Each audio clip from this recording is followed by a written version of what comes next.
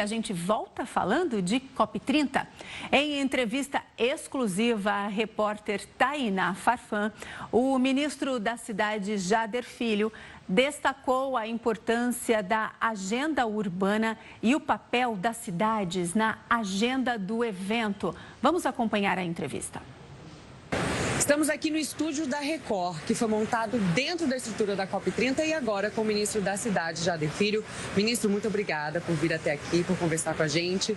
Eu já começo perguntando o que saiu da declaração dos ministros e das autoridades envolvidas nas discussões de hoje, que foi temático, né? O foco hoje foi nas cidades. Exatamente, Tainá.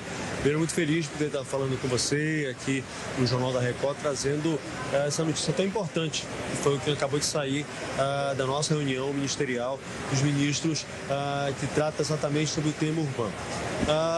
Basicamente, o que foi tratado são coisas que são importantíssimas se a gente, de fato, quiser dar uma solução ao nosso meio ambiente, dar solução ao clima. E é importante a gente contextualizar que hoje 87% da população brasileira vive em cidades. 80% das emissões do planeta partem das cidades. Então, o que foi discutido nessa reunião ministerial, onde o Brasil presidiu, onde eu tive a honra de presidir essa reunião, exatamente nós podemos tratar, colocar luz. Primeiro, para que os líderes locais, os líderes subnacionais, as comunidades, os prefeitos, os governadores, eles tenham voz nas COPs. Para que eles possam apontar, de fato, quais são os investimentos, quais são os problemas que precisam ser solucionados para que nós possamos dar as soluções, dar as metas para que nós alcancemos o objetivo de todos nós, que é termos um planeta mais justo, um planeta que seja mais sustentável. Esse foi um dos temas centrais. Dar a eles voz, tanto na COP aqui de Belém, como nas futuras COPs que acontecerem em outros eventos, fóruns, nós devemos tratar sobre clima. E o segundo ponto, o tema urbano. O tema urbano precisa estar no centro das soluções. Por quê? Para que nós possamos diminuir as emissões das cidades, nós precisamos renovar as nossas frotas, colocar um ônibus que tenha uma energia limpa, ônibus elétrico, ônibus a gás. Precisamos tratar o esgoto para que os esgotos não sejam jogados nos nossos rios e com isso a gente fique poluindo os nossos rios. Mas para isso nós precisamos de financiamento. E esse financiamento, do mesmo jeito que esse financiamento precisa ser tratado para que a gente possa cuidar da floresta, nós precisamos também cuidar das cidades. Essa COP, a COP de Belém, ela precisa ser a COP da floresta, mas ela também tem que ser a COP das cidades. Eu não acredito, sinceramente, Tainá, que a gente encontre uma solução se o tema urbano não estiver central nessa discussão.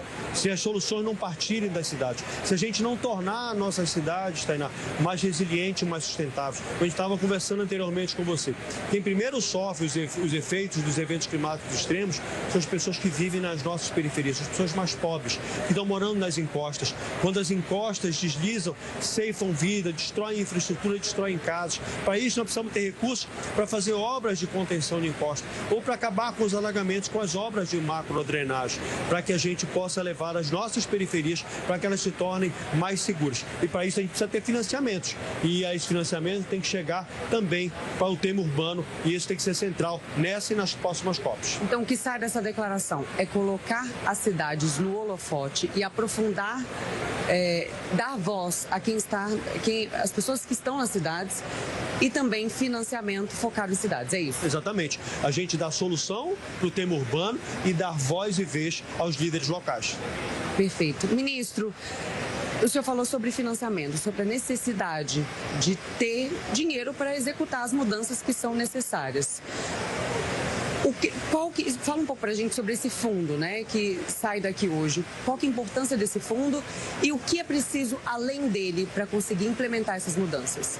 Nós lançamos aqui na COP um fundo que é para nós podermos ajudar estados e municípios a fazerem projetos que sejam projetos robustos, para que quando nós, seja através dos recursos do PAC, é bom lembrar, Tainá, que o Ministério das Cidades fez um PAC, que é o nosso programa de investimentos do governo federal, da ordem de 60 bilhões de reais.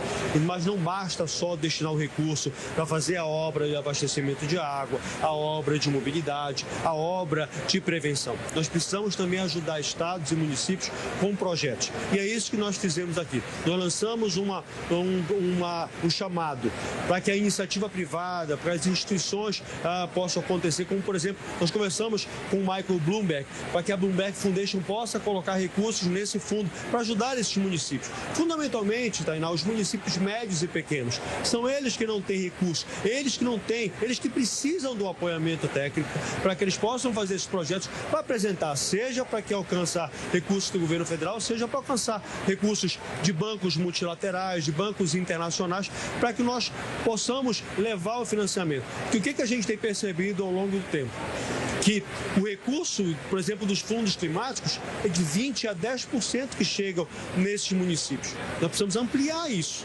Se a gente quer, de fato, fazer o enfrentamento, se a gente quer, de fato, discutir o tema climático, nós precisamos tornar nossas cidades resilientes, adaptadas a esses eventos climáticos extremos. E para isso a gente precisa de recursos. Mas para isso nós precisamos também ajudar, para que os municípios possam ter bons projetos, seja para apresentar, como eu disse, ao governo federal, seja para conseguir recursos de outros fundos de investimento. Perfeito, ministro. Agora, saindo um pouquinho do tema COP30, mas ainda falando sobre cidades, está em discussão no Congresso Nacional, especialmente na Câmara dos Deputados, aquele PL antifacção. Teve muita repercussão em relação ao relator, o Derrite, que agora também apresentou seu relatório, fez algumas mudanças no texto, mas o presidente da Câmara, Hugo Mota, pretende pautar e avançar com esse tema. Esse tema está diretamente conectado com as cidades. Eu gostaria de te ouvir sobre a proposta que está sendo discutida dentro da Câmara dos Deputados. Ela atende, de alguma forma, ao governo? O governo não há forma de o governo apoiar? Eu acho que, primeiro, nós precisamos olhar para a sociedade. Eu acho que as pessoas que nos assistem agora aqui, elas querem resposta. O tema da violência é um dos temas que mais hoje preocupa o cidadão brasileiro. E eu acho que a gente precisa despolitizar isso. O que eu estou percebendo, Tainá, é que o tema da violência, em vez da gente estar querendo encontrar uma solução definitiva para ele, a gente está levando isso para o lado da política. Eu acho que todos os polos, o centro, a direita, o centro, a esquerda, a direita, o centro, precisam, na verdade, sair com uma solução definitiva. Nós precisamos fazer o enfrentamento da violência. As pessoas não aguentam mais viver sitiadas, viver pressionadas pelo crime organizado. E todos nós, estados, municípios, governo federal, a gente tem que estar unido nessa luta. Essa luta é uma luta importante, é uma luta que precisa de muito esforço para ser vencida. E eu não acredito, seja politizando essa discussão, tentando ganhar voto a partir dela, que a gente vai conseguir encontrar. Eu acho que nós precisamos, na verdade, olhar pelo lado técnico, olhar pelo lado dos investimentos, pelo lado da inteligência e encontrar meios para que nós possamos fazer desbaratar, seja pelo lado econômico, seja pela questão do comando e controle e seja também pela atenção social a essas periferias. Porque muitas das vezes essas pessoas são vítimas do crime organizado porque muitas das vezes não tiveram nem alternativa para isso. É isso que a gente precisa discutir. Então, eu acho que a gente precisa parar de fazer política e, de fato, fazer um programa de segurança pública que responda aos anseios da comunidade, da sociedade brasileira. Mas o caminho passa pelo legislativo, na sua avaliação, e qual seria o caminho ideal? Não, acho que o caminho ideal, como eu disse, é todos nós sentarmos e discutirmos de maneira técnica e não de uma maneira política. A gente tem que o Congresso precisa ter responsabilidade na hora dessa discussão e sair de lá, a partir de ouvindo os técnicos, ouvindo pessoas que conhecem de fato esse problema e investindo, fazendo investimento em inteligência. Hoje, você sabe, né? Vocês cobrem isso todos os dias. Está cada vez mais sofisticado o crime organizado no Brasil. Se nós não tivermos com uma polícia que tenha investimento em inteligência, que esteja à altura para fazer o combate nisso, eu não acredito que a gente vai dar uma solução definitiva. Não por isso, então a gente precisa parar de debater política.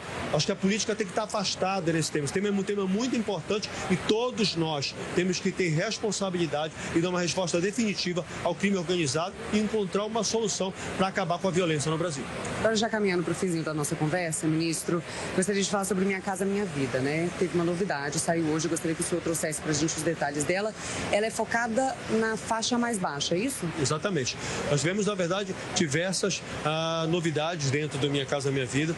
Primeiro, nós alcançamos, vai ser o maior orçamento da história do programa. Quando nós começamos, em 2023, nós tínhamos para todo o FGTS 66 bilhões de reais. Esse ano nós vamos chegar a 160 bilhões de reais. É isso que foi aprovado hoje. Com isso, nós vamos dar a oportunidade de termos mais obras do Minha Casa Minha Vida, mais casas, mais financiamentos chegando para as famílias brasileiras. E fizemos um ajuste importante também.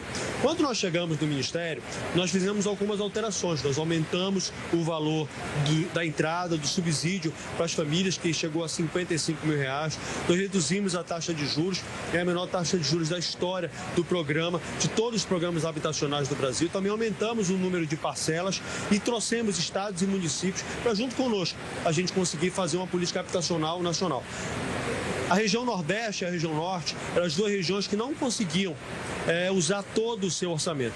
Com essas alterações, a região Nordeste atendeu e também conseguiu resolver. Mas a gente percebia que ao longo do tempo a região Norte não conseguia acompanhar. Ela hoje usa, apesar de ter sido a região que mais cresceu nos financiamentos do Minha Casa Minha Vida, desde 2023 até agora, cresceu e chegou a 55% de crescimento, mas não é o suficiente, porque o déficit habitacional da região Norte é alguma coisa um pouco abaixo de 10%. E hoje, a região Norte ela só utiliza 4,2% do seu orçamento. Então, nós queremos ampliar isso. E o que nós fizemos foi levar a entrada da região Norte, ela sai de 55 mil para 65 mil reais. Para que, com isso, todas as regiões do Brasil andem na mesma velocidade e, com isso, a gente consiga, de maneira uniforme, atacar o déficit habitacional. Teve uma ampliação do teto do imóvel para 275 mil? Quando que começa a valer? Algumas regiões e algumas cidades, né, alguns perfis de cidade, estavam chegando no teto limite. Por conta, obviamente, da pressão inflacionária em determinados segmentos, esses valores estavam chegando no teto e algumas famílias não estavam mais conseguindo fazer o financiamento. Isso foi uma outra alteração que nós fizemos hoje. Hoje, em algumas regiões, em algumas cidades, nós ampliamos esse teto para que todas as famílias possam alcançar o financiamento da casa própria. Outras faixas vão ter essa ampliação também? Nós estamos, nesse momento, discutindo com a CEBIC, né, com a Câmara Brasileira da Construção Civil, a possibilidade de outras faixas também terem esse mesmo aumento que aconteceu nessas faixas que foram ampliadas hoje.